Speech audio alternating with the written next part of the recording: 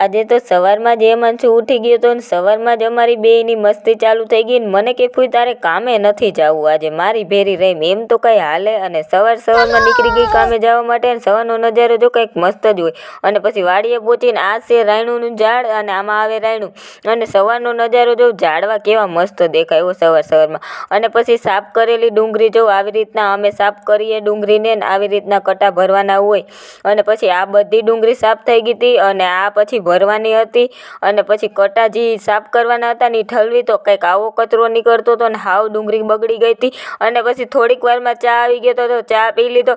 ચા પી અને અમે પાછા બધાય લાગી ગયા કામે અને આમ તો જો જાણે અમારા હાથ તો જો હાલે મશીનની જેમ ને પછી બપોર થઈ ગયા હતા તો બેસી ગયા જમવા અને જમીન પછી